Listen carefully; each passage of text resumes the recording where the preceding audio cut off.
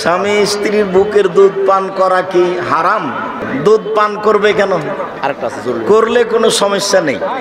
একে প্রশ্ন করা হয়েছে, যদি কোনো স্বামী তার স্ত্রীর দুগ্ধ পান করে ফেলে তাহলে কি হবে, এর ফয়সালাটা কি? খেলে কিছুই হবে না, খেতে পারে। নাউজুবিল্লাহ। ও ফতোয়া দিয়েছে স্বামী স্ত্রীর দুগ্ধ পান করতে পারবে, আর আল্লাহর কোরআন খেয়াল করেন, কথাটা খারাপ শোনা গেল বলতে হবে তো। এই নির্লজ্জ বেহায়া সে এতটা নিচু পর্যায়ের এত পচা কথা বলতে পারে, আমার দেমাকে ছিল না। কোরআন বলছে আল্লাহর একটা নাম হচ্ছে সালাম, সে বলছে প্রসাব করো তাকে সালাম দেওয়া যাবে, পায়খানা করো তাকে সালাম দেওয়া যাবে, মদ্যপান করো তাকে নাকি সালাম দেওয়া যাবে। কেউ যুবক ভাই তুমি আমাকে মানো সেটা আমি বলছি না, তুমি যদি প্রমাণ স্বরূপ আমার কাছে আসো আমি বলবো আমার একটা ভাই হেদায়েতমুখী হোক, আমি তোমাকে দেখাবো। এক মৌলবী ওই দিন দেখেছি আমি, কাদরিয়া, সিস্তিয়া, নকশবন্দি, মুজাদ্দিদি 4 তরিকার বিপক্ষে ফতোয়া দিয়েছে। মূলত এটা ছিল আহলে হাদিস। এইভাবে আহলে হাদিস আর ওয়াহাবি এটা হলো কি বলে আপনার হাতের এপিট ওপিট। হ্যাঁ, হাতের এপিট ওপিট। মনে রাখবেন, আহলে হাদিস বলেন, আমি আমার জুমাতে বলেছি যদি কোনো ব্যক্তি মারামারি না, আমি মারামারিতে বিশ্বাসী নয়, খোদার কসম, রাজ্জাক বিন ইউসুফ যদি তার অনুসারী থাকেন, হ্যাঁ, তাকে যদি পর্যায়ক্রমে নিয়ে আমার সাথে বসান, আমি খোদার কসম আমি একাই, অন্য কোনো আলেম নিব না, এখানে আন্তর্জাতিক পর্যায়ের মিডিয়া রাখবো, আর রাজ্জাক বিন ইউসুফকে আমার সামনে বসাবেন, আমি প্রমাণ করে দিব তার ফতোয়ায় সে কাফের। চিল্লা এখন ঠিক কিনা?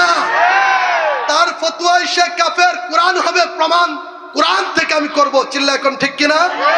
প্রমাণ স্বরূপ আমি জুমাতেও বলেছি, আওলাদ ভাই এই কথাটা বলতে হবে। এই কথাটা আমি বলি আপনাকে, কেন বললাম? ও যে কাফের আমার কাছে 29টা প্রমাণ আছে। কয়টা প্রমাণ?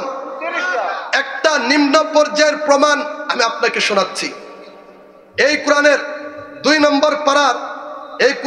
নম্বর পারার ভিতরে 2 নম্বর পারার 16 নম্বর পৃষ্ঠার প্রথম আয়াত। মারহাবা কোন? 16 নম্বর পৃষ্ঠার প্রথম আয়াত, আয়াত নম্বর 233। আয়াত নম্বর কত? আরো জুড়ে তুমি এখন ধরো এই আয়াতটা দেখো, 1 2 3 4 5 6 7 লাইন, অর্থাৎ কোরআনের একটা পৃষ্ঠার অর্ধেক পৃষ্ঠা হচ্ছে একটা আয়াত। এত বড় আয়াত। মারহাবা কোন? বাচ্চারা মার স্তনের দুগ্ধ পান করে কি করে না? সবাই কয় না, করে কিনা? এই যে মার স্তনের দুগ্ধ পান করে কয় মাস পান করবে, এটা এই আয়াতের মধ্যে আল্লাহ বলছে। মারহাবা কোন? 233 নম্বর আয়াত, আল্লাহ বলছেন সন্তান তার মার স্তনের দুগ্ধ 2 বছর পান করবে। মারহাবা কোন? এখন আপনার কাছে আমি জানতে চাই, রাজ্জাক বিন ইউসুফ কাফের, একটা দলিল দিচ্ছে নিম্ন পর্যায়ের কোরআন থেকে, আমার কাছে 29টা প্রমাণ আছে, একটা প্রমাণ মিডিয়ার মাধ্যমে দিয়ে দিলাম।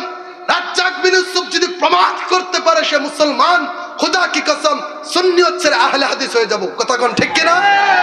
কি প্রমাণটা? ও বলছে, আপনি এখন গুগলে সার্চ করেন, নেটে সার্চ করেন, ইউটিউবে সার্চ করেন, ও বলেছে, তাকে প্রশ্ন করা হয়েছে, যেভাবে বলছে আমি সেটাই বলছি। একে প্রশ্ন করা হয়েছে, যদি কোনো স্বামী তার স্ত্রীর দুগ্ধ পান করে ফেলে তাহলে কি হবে, এর ফয়সালাটা কি?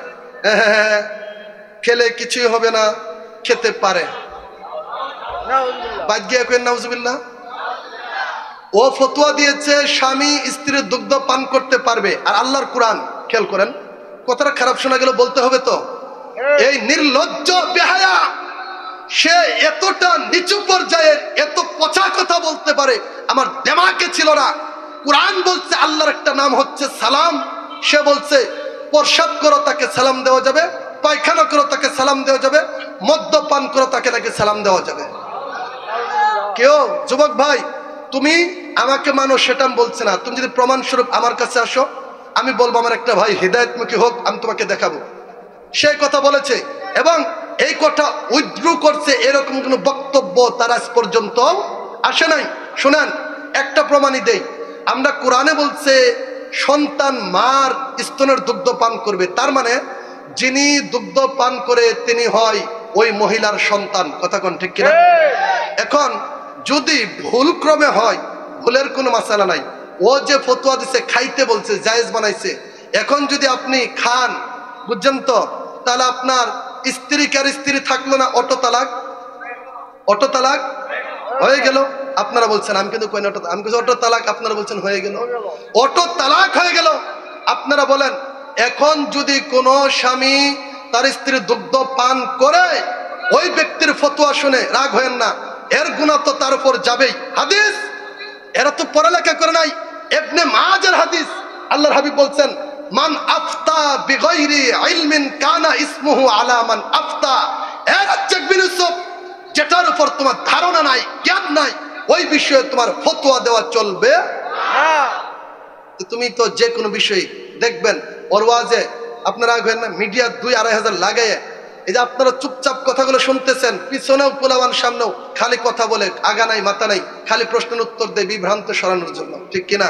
এই জন্য যুবক, তোমরা যারা আহলে হাদিস অনুসার করো, রাজ্জাক বিন ইউসুফ বলো, তার পরবর্তী তাদের অনুসারী আরো যারা রয়েছে, খোদা কি কসম করে আমি কোরআন হাতে নিয়ে বলছি, রাজ্জাক বিন ইউসুফের যে ঈমান নাই, এটা আল্লাহর কোরআন দ্বারাই প্রমাণ। কথা কোন ঠিক কিনা? অতএব আমরা আহলে হাদিসের বিশ্বাসী আমরা হব, কথা কোন ঠিক কিনা?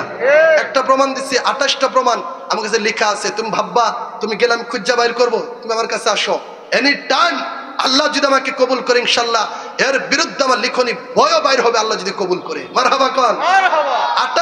29টা বিষয়ের উপর সে তার ঈমান হরণী বক্তব্য দিয়েছে, উর্দু বক্তব্য দেয় নাই। এখন আপনারা বলেন ঈমান চলে যাওয়ার জন্য কি কারোর মাথায় বাড়ি দেওয়া লাগবে? আর জুড়ে কোন? আল্লাহর কোরআন ইনতাই দেখাইছিলাম, সূরা আপনার কি বলে, ওই যে সূরা হুজুরাতের 2 নম্বর আয়াত বাইর হয়ে গেছে, আনতাহবাতু আমালুকুম। রাজ্জাক বিন ইউসুফ সব খুব নমনীয়, হুজুর আপনি তার বিরুদ্ধে বললেন, সে তো আপনার বিরুদ্ধে বলে না, সে যে আমার বিরুদ্ধে বলবো ওইটুকু হিম্মত তো তোর থাকা লাগবে। কেউ থাকা লাগবে কিনা?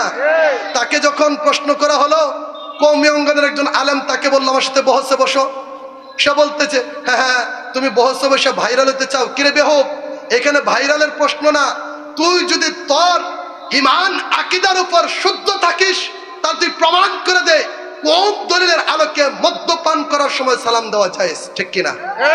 থাকলে প্রমাণ করো। কিন্তু এই বিষয়ে তার কোনো লিখনি না কোনো বক্তব্য আছে।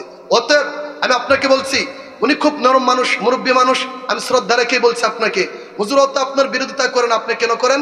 ওর ঈমান নাই, তার ঈমান পরিশুদ্ধ করুক, এই জন্য বক্তব্য দিচ্ছি। তার বক্তব্য শুনে কোন যুবকের ঈমান যেন নষ্ট না হয়, আল্লাহর কোরআন হাতে নিয়ে বলছি, এই জন্য আমার বক্তব্য দেওয়া, ঠিক কিনা? তার কথা আবার শুনেন, আপনারা ভাববেন হুজুর আমরা তো কেউ বুঝি না, তার ঈমান নাই, সে তো গেলে আল্লাহ রাসূলের কথাই বলে, কান্দে কাটে সব ভালো। আল্লাহ এটা বলে দিছে এখানে, আন তাহবাতু আমালুকুম। ওই যে বলছিলাম, ঈমান চলে যাওয়ার জন্য আপনাকে কারো মাথায় বাড়ি দিতে হবে, কাউকে আঘাত করতে হবে, কাউকে গলা কাটতে হবে, এমনটা নয়। ঈমান চলে যাওয়ার জন্য এরকম 2-4টা কুফরি বাক্যই যথেষ্ট। কুফরি বাক্যই আল্লাহ বলছেন তার ঈমান যে চলে যাব না, আন তাহবাতু আমালুকুম, তার সব আমলগুলা বরবাদ হয়ে গেছে, নষ্ট হয়ে গেছে, একটা আমলও নাই। লা তাশউরুন, লা তাশউরুন শব্দের অর্থ, লা তাশউরুন শব্দের অর্থ হচ্ছে তার যে ঈমান নাই তোমরা কেউ টের পাবে না। কেউ কি পাবো না? আমরা। আচ্ছা, আল্লাহ বলতেছে কেউ টের পাবো না। এখন যদি আপনি বলেন যে না হুজুর আপনি বলতেছেন আমার টের পাইতেই হবো, তাহলে আল্লাহর চাইতে আপনি বেশি বুঝলেন না? কেউ আল্লাহর চাইতে বেশি বোঝা যাইব? আল্লাহ বলছে তার ঈমান চলে গেছে, গভীর মনোযোগ, তার ঈমান কি করছে? চলে গেছে, কিন্তু তোমরা কেউ টের পাইবা না।